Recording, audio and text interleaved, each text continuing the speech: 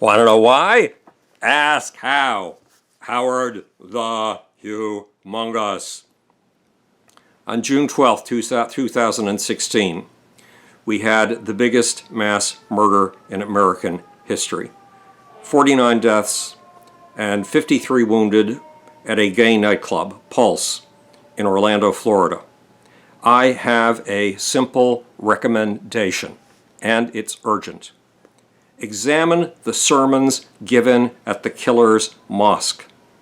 Examine the Muslim education that Omar Mateen, the mass murderer in Orlando, received as a child. To what extent did that education preach holy war? To what extent did it preach jihad? To what extent did it preach Islamic supremacy, that Islam is superior to all other religions and must, in the end, rule over all other religions? Rule, I mean with laws, with dictatorship, with its own form of government. To what extent did it preach that American civilization must be wiped away and replaced by the rule of Islam? To what extent did it preach that the American Constitution and the American Legal Code must be replaced by God's own law, by Sharia?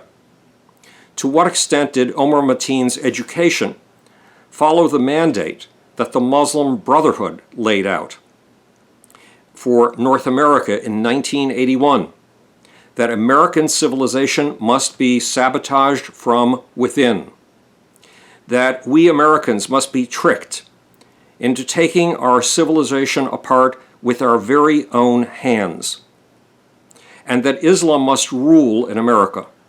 All of these ideas are common in Islam, especially militant Islam, jihadist Islam, fundamentalist Islam, and they may be common in madrasas in the United States, that is, religious schools in the United States. But we don't know. Why? We are told that examining Muslim education in America is prejudice, intolerance, and bigotry. We are told the same about keeping track of sermons in American mosques. But the idea of jihad and the overturn of Western society are common in Saudi-written and Saudi-funded textbooks in English. And it appears that those texts are used in many of the Muslim religious schools in America, if not all of them. Plant ideas of jihad, Islamic supremacy, and the overthrow of American civilization in the heads of Muslim children in America, and you will have many more Omar Mateens. Many more Muslim kids born in America and educated to overthrow everything America stands for. Remember, Omar Mateen texted that this was a filthy civilization, that it needed to be eradicated. A standard Islamist, Muslim fundamentalist point of view. Why examine the sermons and education in Omar Mateen's mosque? That mosque has turned out not one, but two Islamic jihadist mass murderers.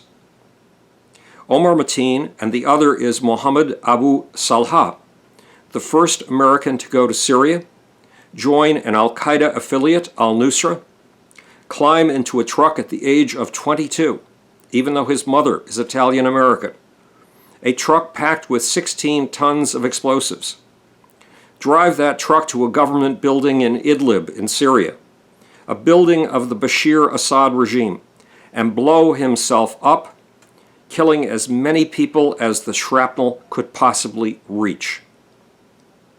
Two killers from one mosque is a tip-off.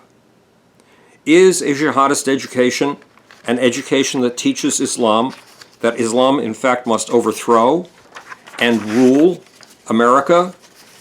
Is that kind of education common in America? Was it given to Nidal Hassan, the Fort Hood killer, who was born in Arlington County, Virginia, just 4 minutes outside of Washington, D.C.? The Fort Hood killer killed 13 people. Was that kind of education given to Anwar al-awliki, a former leader in a Muslim Brotherhood front group that you may well have encountered on your college campus?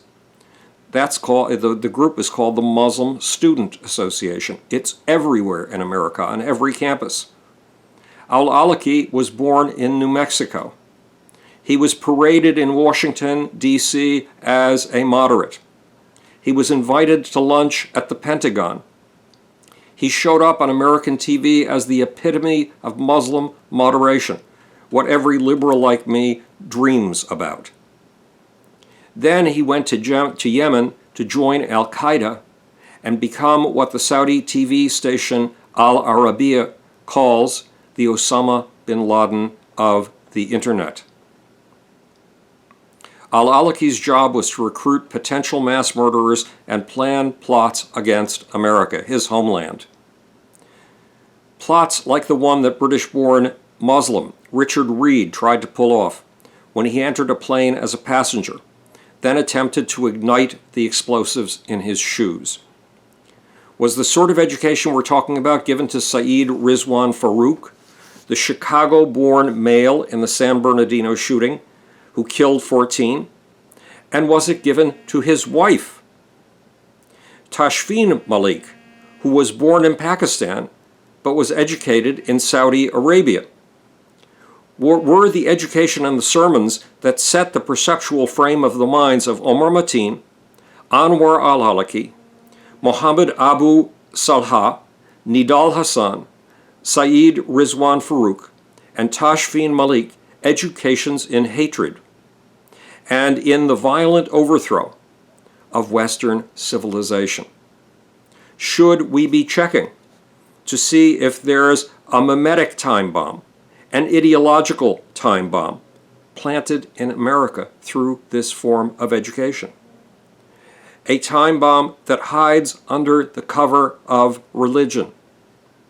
Should everything I'm telling you be decried as hate speech, as ranting Islamophobia, as sheer bigotry?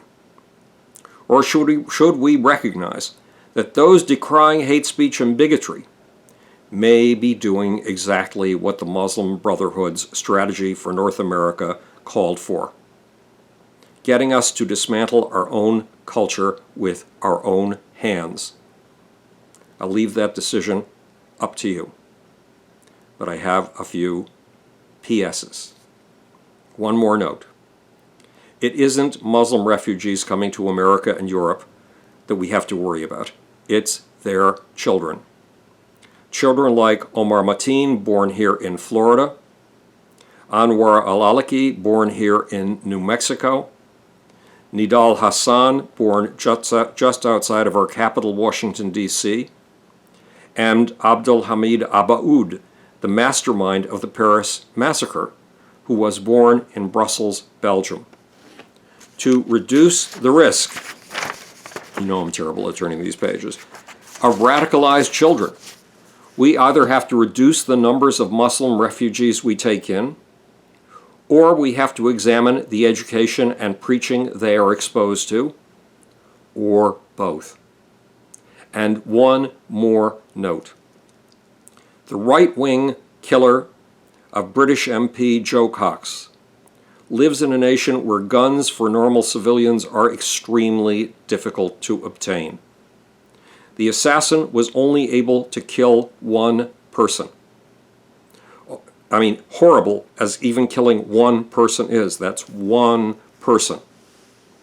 Omar Mateen comes from a very different kind of land.